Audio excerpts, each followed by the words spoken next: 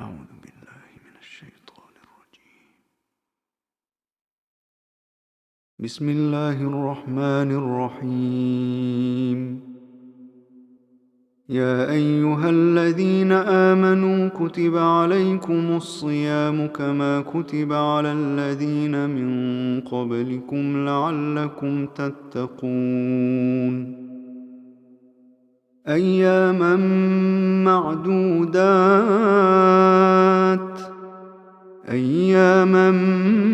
معدودات فمن كان منكم مريضا أو على سفر فعدة من أيام أخر، وعلى الذين يطيقونه فدية طعام مسكين، فمن تطوع خيرا فهو خير له، وأن تصوموا خير لكم إن كنتم تعلمون،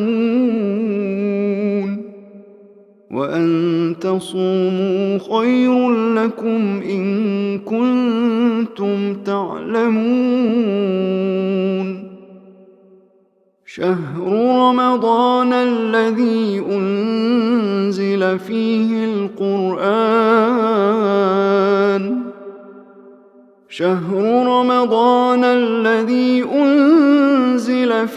القرآن هدى للناس وبينات من الهدى والفرقان، فمن شهد منكم الشهر فليصمه، ومن كان مريضا أو على سفر فعدة من أيام أخر، يريد الله بكم اليسر ولا يريد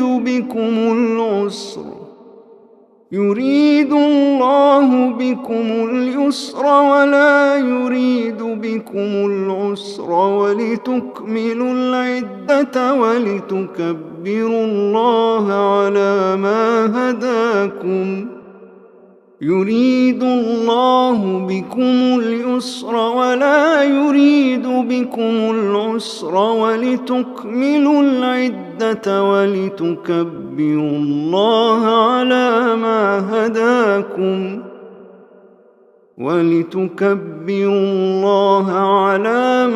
هداكم ولعلكم تشكرون. وإذا سألك عبادي عني فإني قريب أجيب دعوة الداع إذا دعان، فليستجيبوا لي